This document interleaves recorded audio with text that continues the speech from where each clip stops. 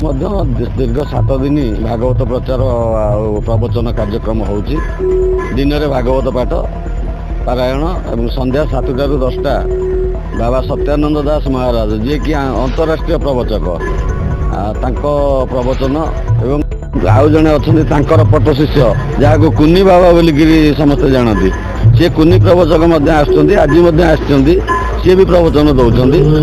ये चौद्वार अंचल ये अनुष्ठान ये माहौल आउ कौटी ना ये चौद्वार आज गर्वित ये अनुष्ठान जे एभली अनुष्ठान सारा कटक जिले में तेणु चौद्वार अंचल को सरस सुंदर अनुष्ठान आज गढ़ी तोली से आम भागवत प्रचार समिति तरफ बहुत खुशी एवं गर्व अनुभव करुँ एवं बाबा वैकुंठनाथ आशीर्वाद फल ये अनुष्ठान सफल होती बाबा वैकुंठनाथ को आहरी थे मानने नमन करुचु आ बाबा सत्यानंद दास महाराज जी कि अंतरराष्ट्रीय प्रवचक तांकर सुमधुर प्रवचन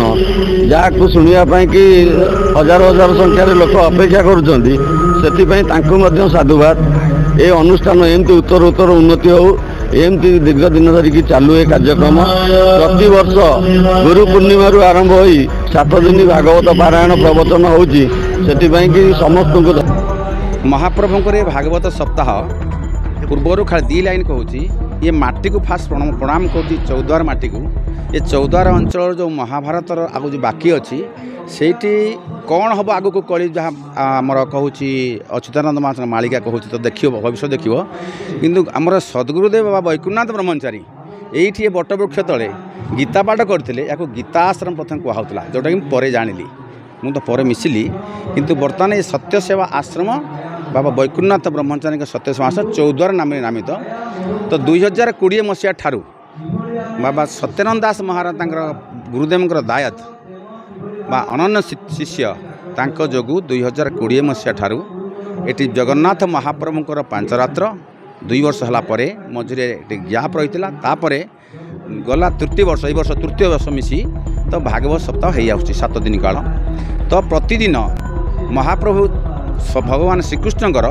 जो लीला क्षेत्र प्रतिदिन भाग कर दिखाई आज नंदोत्सव जी अच्छी 6 दिवस नंदोत्सव अच्छी तो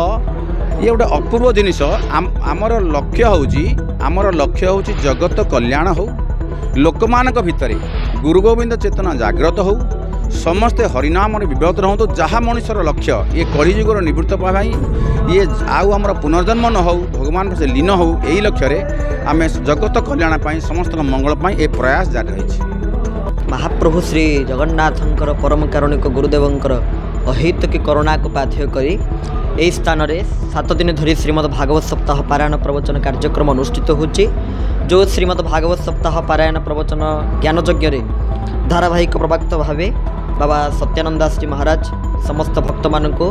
भागवत कथा को श्रवण करुँच प्रत्येक संध्यारे लोक मैंने समस्ते भक्त मैंने समस्ते भागवत को शुणी निज जन्म जीवन को सार्थक करुँच कारण भागवत को विभिन्न प्रकार सेवा द्वारा तार सेवा तांकर सेवा होता है किंतु सबुठ श्रेष्ठ सेवा हूँ भागवत को शुणा भागवत को श्रवण करवा कृष्ण श्रवणे भक्ति जार से प्राणी भव मध्य सार भगवान कृष्णकर कथा श्रवण करिवारे जार भक्ति थाए भागवत कहते से भक्त होती जगत में ये विश्व ब्रह्मांड सार होता है तेज भगवान कथा को श्रवण करने निमंते विभिन्न भक्त मानकर ये स्थान में समागम रही कारण जो कथा गोस्वामी तुलसी लिखी ये संसार में 2टी स्थान में पहुँचवा हूँ दुर्लभ सत समागम हरि कथा तुलसी दुर्लभ दुईटी स्थान गोटे हूँ सत समागम जो स्थान में सत समागम कहले सन्थ मानकर समागम हो साधु सन्थ मैंने जो स्थान समागम कर हरि चर्चा करुवे भगवत चर्चा करुवे आ गोटे हूँ सत समागम हरि कथा अर्थात जो स्थान में भगवान कथा चलुव ये 2 स्थान हूँ दुर्लभ जो स्थान में पहुँचवा एत सहज कथा नुहे बहुत कष्टसाध्य तेरे से स्थान में पहुँची भक्त मैंने समस्ते आसी भगवान कथा को भक्तिर सहकारे श्रवण करुँच। आम संस्कृतिर भागवत हूँ मूल पिंड एमिति कौन सी आम जीवन में शंका ना जार समाधान सूत्र श्रीमद् भागवत ना आदर्श गृहस्थ जीवन यापन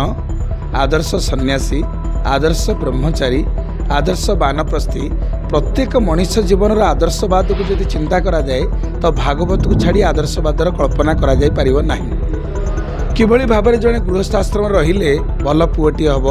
भल बापटी हम भल परिवार जड़े भल सदस्य हो पार से कथा ही श्रीमद् भागवत शिक्षा दिए। तेणु भागवत मनीष जीवनर वेद। जमीती कौन जिनस आप दुकान किणिले तार गोटे मानुआल किणती केमी व्यवहार करेंगे सेमती भगवान जिते मनीष को सृष्टि करमर चालीचलणी केमी हवा दरकार आम मैंने किभली भाव में चलिले जड़े उत्तम मानव हो पार से जो शिक्षाटी ता हूँ श्रीमद् भागवत दि जाए। तो आम यो पवित्र अनुष्ठान बाबा वैकुंठनाथ ब्रह्मचारी भागवत प्रचार समिति ये आमर आश्रम परम कारुणिक गुरुदेव बहु कालू ये जगह आश्रम कर भागवत प्रचार प्रसार करुले। एवं आमर गुरु भाई मैंने तथा आम चौद्वार ओटीएम जो कॉलोनी रही भक्त मैंने समस्त एकत्रित हो ये कार्यक्रम को आगू नहीं। भागवत हवा द्वारा समस्त भितर भातृभाव प्रतिष्ठा होती। जो अहंकार गर्व अस्मिता सब लोकों भितर मु बड़ मो ठारू कई बड़ ना ये सब दूरे जाई वैकुंठ समाना हा अटे से ही घर परस्पर स्नेह जही थाए निरंतर परस्पर भितर केमती शांति बंचिबा अन्य को शांति बंचिबा को दबा एक कथा ही भागवत शिक्षा दिए। प्रत्येक परिवार रे भागवत जदि पाठ हम समस्त भागवत श्रवण करेंगे भागवत मनन करेंगे निश्चिंत आदर्श परिवार गठन हम। तेणु ये भागवत जहाँ दिन में पारायण होची संध्यारे ताहा प्रवचन होची आमे तो सही कथा को बारंबार शुणुचु तथापि कहीं कथा होची तार कारण होचे या जेमती अन्न प्रत्येक दिन खाइले मध्य कोन हमको अरुचि आसे सेमती आम गुरुदेव कहते नीति भागवत पढ़ से भावरे मन करत दृढ़ मन बाईरे जीव गति मुक्ति मार्ग लोड़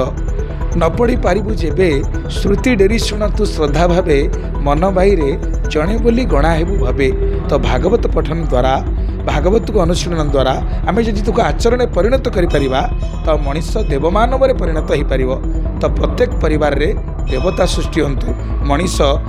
देवतार परिणत हो नर तनु नुहे विलास भूई नर तनु हरि भजन पाई मनुष्य जन्मे अच्छी लाभ जेबे गोविंदे करे भाव जेबे गोविंदे भाव नाही मनुष्य जन्मे लाभ नाही। केमिति आमे गोविंद सहित भाव जोड़ी पारिबा एवं जीवन लाभ को नहीं पारिबा ताही शिक्षा दिए भागवत। तेणु आसंतु समस्त भागवत श्रवण करिबा निज जीवन को गठन करिबा निजे भल मनीष हवा सहित समाज को भल दिग्दर्शन दबा। जय जगन्नाथ।